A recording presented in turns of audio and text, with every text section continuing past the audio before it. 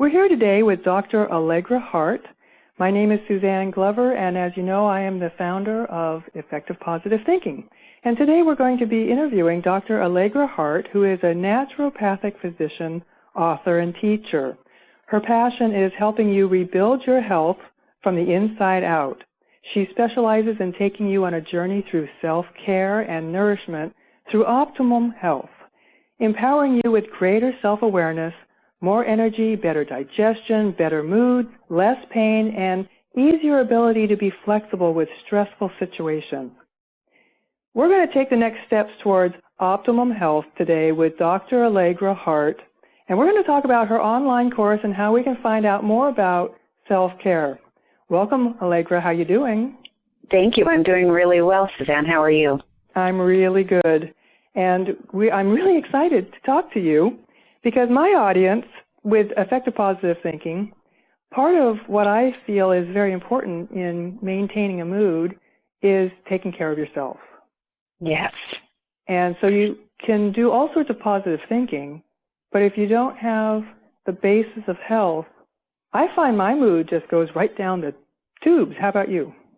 Absolutely. And when I was learning how to care for myself, it was all about teaching myself how to be more aware of how to listen to what my body was saying, and then also how to respond. And it was part of layering that positive thinking with positive action.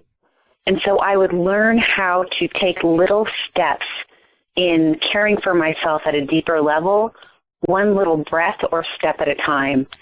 And I got into this because, as a teenager, I was in a lot of pain, and that extended to my early 20s, and it was crushing pain. It was chronic pain that would be coming out of nowhere. And when you live with chronic pain, it's really hard to maintain positive thoughts and really hard to maintain, a great mood.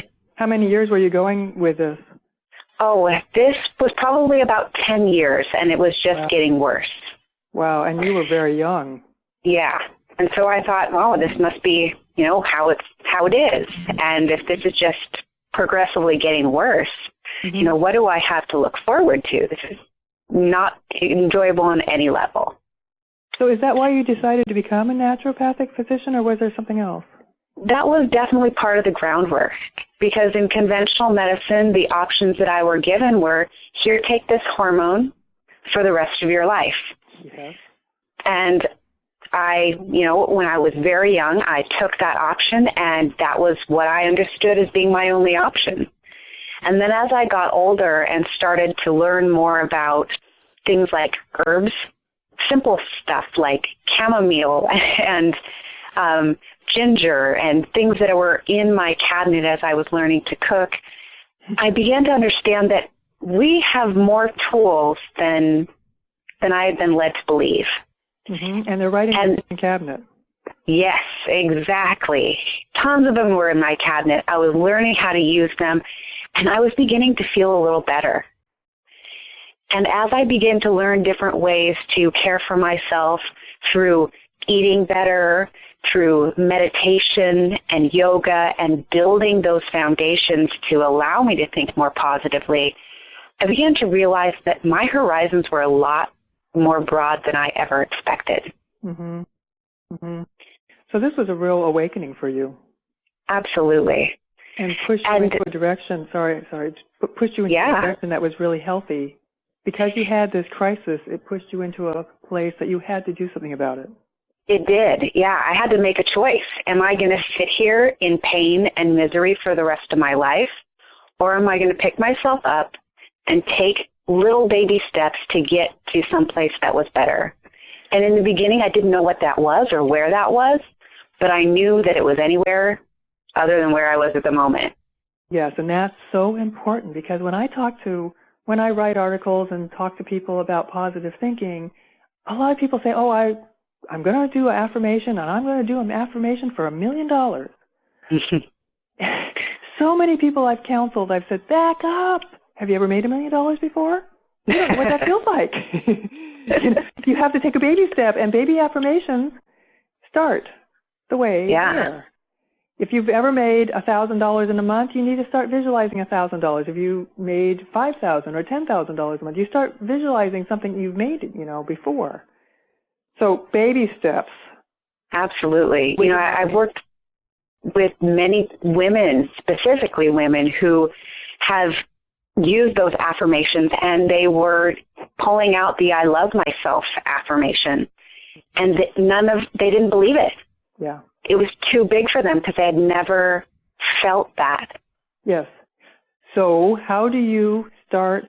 And I have a way of helping people start that self-love by saying, let's just buy a bouquet of flowers for yourself today. Just say, hey, yes. I deserve a bouquet of flowers. That's $10. That's not saying, oh, I'm going to love myself, but I'm saying I deserve a little thing of flowers. How do you help people with that? Yeah, definitely. Those little steps, instead of feeling that it's got to be all or nothing, mm-hmm. and I relate this to meditation a lot. I often get people to saying, and I believe this too in the past, that I can't meditate. My brain is too busy. I can't do it. Everything gets so loud when I try to meditate. It's like, okay, yeah. So maybe not 45 minutes. Maybe that's not the starter point. Mm-hmm. How about you just focus on one slow, deep, steady breath. Yes. Just one breath, because we're already breathing anyway. It's nothing new that we're doing, but to really get into our body and feel what it feels like to be in our body. Yes. What does it feel like for that air to go in through your nose? Is it warm? Mm-hmm. Is it cold? Mm-hmm. What does it feel like as the air pushes your chest open and your abdomen out? What does that expansion feel like? Do you feel more open? Do you feel tense? And then what does it feel like for the air to come back out? To get hyper-focused onto what our body is telling us. Mm-hmm. And then we cultivate that ability to listen, but it's just taking one breath at a time. Mm-hmm. Now, is this method that you're doing right now, is this also going to be part of your teachings that you're offering? Absolutely. Yeah, I will talk about many different ways to approach being more mindful and learning to listen. And I cover this in my book, Nourishing Space Within, Essentials of Self-Care as well. Because oftentimes people will get hung up on one route being not an option for them. Absolutely. But there are so many different ways that this can be approached. Oh, I'm so on board with you that way. My programs that I've built in the past have all come at it from different directions. Absolutely all sorts of different tools all together, because there isn't one particular answer for anyone. Right. Mm-hmm. Good. So you're talking about self-care. Can you tell us exactly what your definition is? What is self-care to you? Self-care is the way that we interact with ourselves, the way that we listen to ourselves so that we can learn how to nourish ourselves on all levels, mental, physical, emotional, spiritual. Mm-hmm. And it's the ways that we provide the building blocks we need to be the best person we possibly can be. Mm-hmm. Mentally and physically. Yeah, and it's not, as you said, just one way. It's not just, oh, I'm eating a good meal right now. Mm-hmm. Yes, that's part of it. Mm-hmm. But what else are you choosing in your life? Mm-hmm. What thoughts are you allowing into your life? What activities and people are you allowing into your life? Yes. Are they nourishing? Yeah. Yeah. Yeah. Are they nourishing, or are they making crazy for you? Right, exactly. Mm-hmm. Do they help build your energy or suck it? Yep. Energy drainers. Yeah. See, so we're still talking the same thing, whether it's a physical level or a mental level, because it's all connected. Yes. It's emotional and intellectual, emotional, spiritual, and physical, as far as I'm concerned, the four things. So but we have a problem, Allegra. Most people, it's often pretty overwhelmed. It's feeling kind of an overwhelming feeling to have to take care of yourself when your time is so taken by taking care of anyone else in your life, and you've got a job and you've got these things. So can we keep in mind to counteract this avoidance, I don't want to say resistance, or this inability to consistently take care of ourselves so that we see results? Absolutely. This was one of my biggest obstacles when I started to be very conscious of caring for myself at a deeper level. And for me, it began to be able to be there for other people. That was my initiating factor of what helped to feed me. I wanted to be the best physician, best spouse, best daughter I could possibly be. Mm-hmm. And I wanted initially to do that for others. Mm-hmm. But then I began to realize that the better care I took of myself, the more mindful I was of my boundaries, I could be an even greater asset to those people that I love so dearly. And then I found that if I took that space and time to care for myself and did it joyously and took each breath as a practice in gratitude and love, more and more people were asking me what I was doing. More people were curious. Mm-hmm. And so then they wanted to start doing this stuff. They wanted to know what it was that helped me transform my life, because they saw that I was fully walking the walk. Mm-hmm. And those that I love with every part of my being, they begin to want to transform their lives. Mm-hmm. And so I realized, for this. Yeah, I was being the change that I wanted to be in the world. You know, like Gandhi said, that ripple starts within. Mm-hmm. And so it helped me take it out of myself and helped me be able to care for myself while knowing that self-care was truly caring for the world and everyone around me as well. Mm-hmm. Mm-hmm. I had a girlfriend tell me one time that she had a counselor tell her, what's good for you is good for everyone around you. Mm. And it's so true, because when you're not happy, you're not going to be happy, and people around you are not going to be happy. Right. Whether it's a mental or a physical level, it's the same. Yeah, so, and there's that in the airplane, when you're flying, what do they tell you to do when there's turbulence? Yeah. When the air masks fall down, mm-hmm. Mm-hmm. They say put yours on first so that mm-hmm. you can be of better help to those around you. And that's exactly a great example of that. It really is. So you're really saying that the motivation for the self-care is so that we can be the best of us. Okay, so instead of looking at the people around us as, oh, they're pulling at me, and so I don't have the energy or the motivation to take care of myself because everyone needs me, you're actually saying, because everybody needs me, I need to take care of myself. Yeah. Yeah. If you flip that frame, mm-hmm. Absolutely.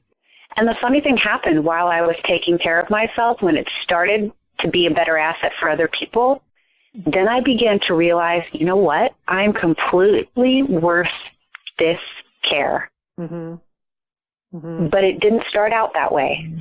But I slowly began, through caring for myself, to be able to honestly believe that. Through caring for yourself, you started caring for yourself. Right. Really caring for yourself and starting that love. Yes. Because you honored yourself. Yes. That's really, really good. And that's so, so valuable to let everybody hearing us know this. Now, we're talking about self-care, but how can we take our understanding that you've helped us now have and the application of okay, we're going to meditate, we're going to help ourselves, encourage ourselves now to be motivated because of the people around us. Mm-hmm. How can we take it to the next level so that we can actually sustain it I'm a baby boomer, I don't know about you, but I'm a baby boomer. And at this point in my life, it's a different story as far as, because hormones start playing in. When you're younger, you had some things sort of all working together.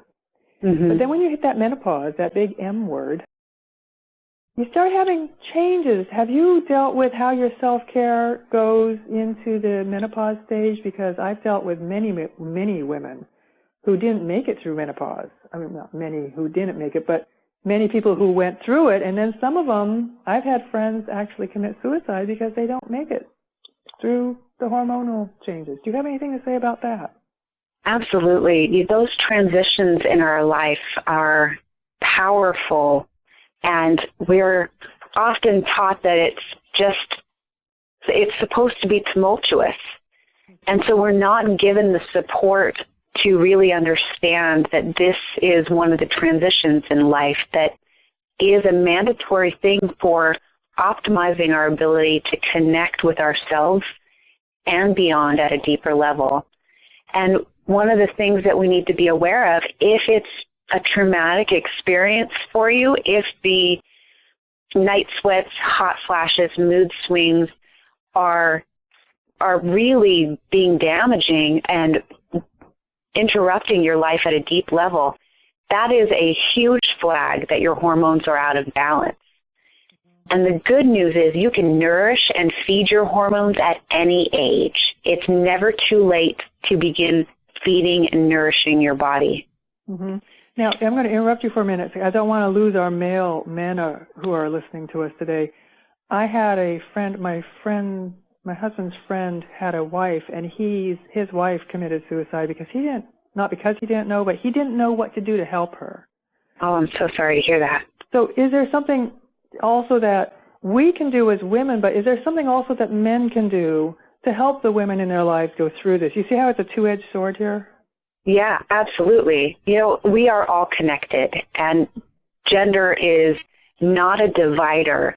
It's just another way to balance our life. And we are all here to be able to be a support.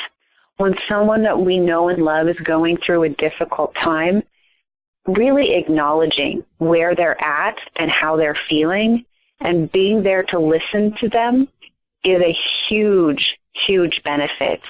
But also being open to helping them find their journey, their path through healing, and whether that's stepping up and eating better with them, or if it's asking them to start a meditation practice with you, or to go on nightly or morning walks together, so that together you can be caring for yourself in a way that brings you together and supports both of you.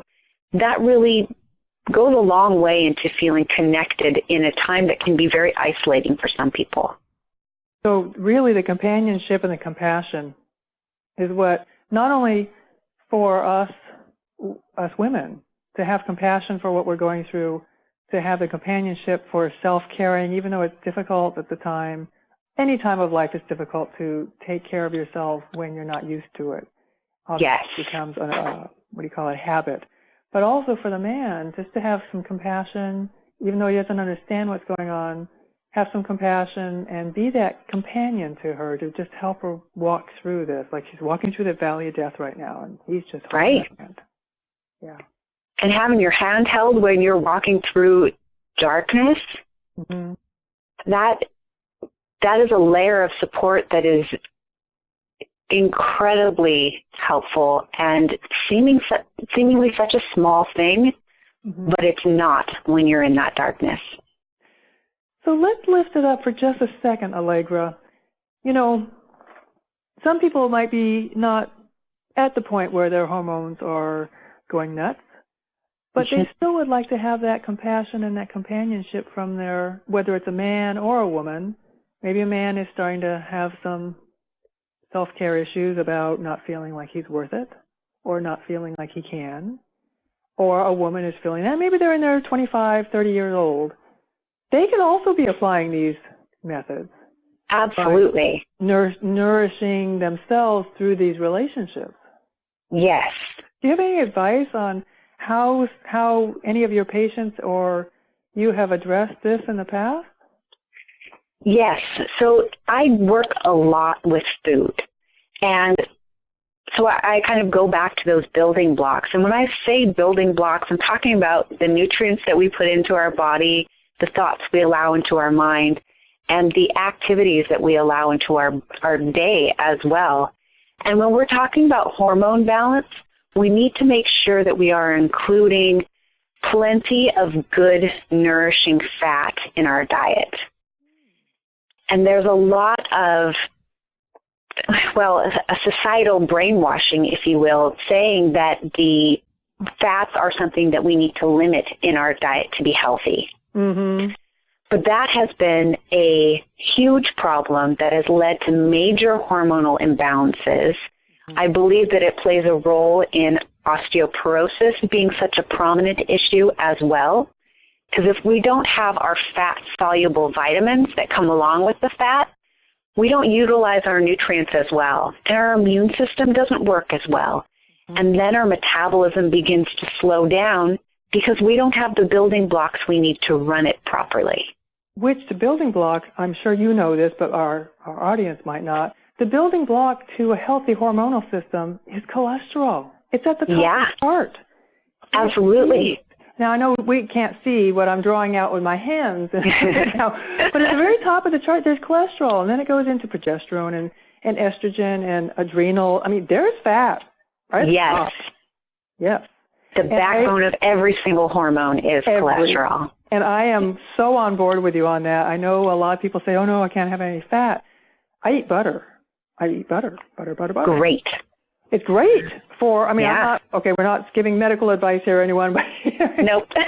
You can because you're a doctor, but I'm not. I eat butter, and it's because I've been told by people who are able to give advice that fat and butter, these things are good for you, and even Ayurvedic, they give you ghee, which is clarified butter. Yes. For medicinal purposes. Yeah. And being mindful of how we source our good fats. So good, healthy fats that are going to nourish our hormones are going to be from animals who have been raised and lived a happy, healthy life. Mm-hmm.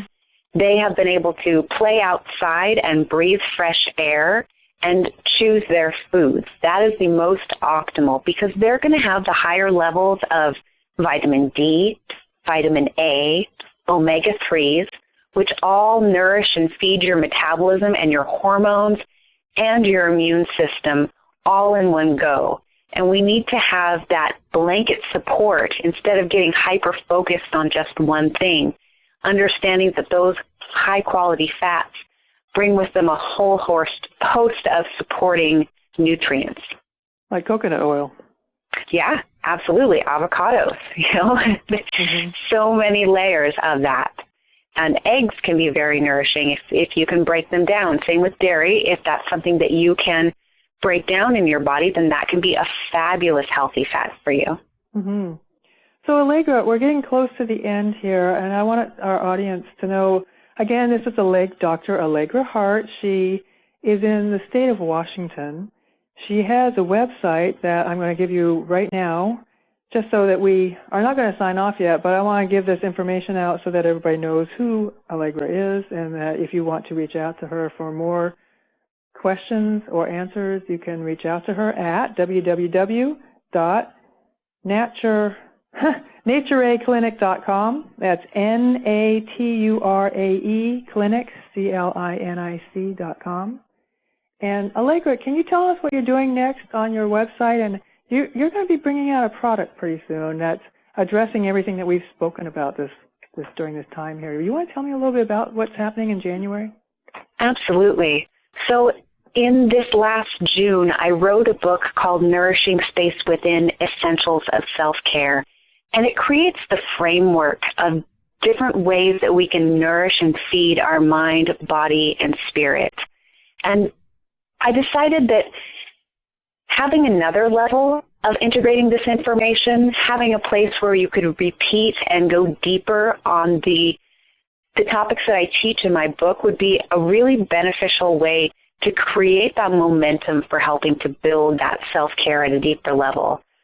Oftentimes we need that community and that support and that guidance to really begin shifting patterns and integrating them so that they can be sustainable and really allow them to fully transform our lives. So I created a 12-week program that is going to be starting in January 2016. And it will walk you through all the basics and ways that you need to be more mindful in order to feed your body, mind, and spirit at a deeper level, to be able to help transform your life away from chaos and into a deep sense of calm. In it, I build the techniques that you'll need to put your life together in a way that's nourishing and supporting so that you can weave your story in a way that really nourishes and fulfills you at a deep level. That sounds great. Now, how are we going to be able to find this when it's released in January? And are you doing any sort of pre-promotion or pre-speaking, or how do we get your book, in fact? Yeah, so my book is available at Amazon.com, and that's a great place for people to pick up either a physical or a digital copy. What's the name of it again? It's called Nourishing Space Within, Essentials of Self-Care. So Nourishing Space Within, Essentials of Self-Care. Yes. You can get that at Amazon. Absolutely. And if you go to my website, natureclinic.com, NatureClinic.com, there's links that will take you there. And signing up for my newsletter is a great way to stay posted on the courses that are going to be coming up, but also the free training that I'm going to be integrating as we build up to sharing this course and the many different recipes that I share as well on my blog, because healing is delicious and eating healthy is delicious. It doesn't have to be mutually exclusive. That's right, and it all helps your mood, everything. Absolutely, yep. As soon as you get tired, you start going down the tubes. And you're yes. Attitudes. Yep. Attitudes. So good. So is there anything else you want to add to what we've said today? I've really enjoyed talking to you and helping people just pretty much find out that it's they are able to take better care of themselves by eating well. Yes, we've heard that before, but the takeaway that I have is the more that I love myself, the more I love myself. And if I can just take a baby step to start, then I'm going to take another baby step to take me farther and take me farther and take me farther, and I'm going to build momentum on that. So absolutely. That's my big takeaway. Is there anything that you want to emphasize before we get off the phone? Well, I love those points that you made. And yeah, every single step that we take, it builds that confidence to know that we can do the next one. Mm-hmm. And our health is our greatest asset. And in order to help it thrive, we need to invest nourishment back into our mind, body, and spirit. And those little ways that we can care for ourselves, whether that's focusing on that deep breath or that one step, to be mindful of what we choose to include in our lives, that mindfulness really begins the shift in being open to broadening your horizons, to be able to know that you deserve to live a life that is full of joy and grace every single day. Oh, amen to that. Good. Well, I've really enjoyed. Thank you so much for being a part of this today. Well, thank you, Suzanne. Thank you, because I just know that people are going to want to listen to this and probably listen to it a couple of times, because sometimes you want to listen to it a couple of times. And I am looking forward to, I would love to talk again sometime and take wonderful. It deeper. Okay. Particularly when your course is available. But right now we can get the book at Amazon. What was the name of it again? Nourishing Space Within, Essentials of Self-Care. Nourishing Space Within. I love that. That makes me feel so nourished. Excellent. Okay, so we're going to get going. We're going to get going. Thank you very much today, Allegra. Thank you. Okay, you take care. You too.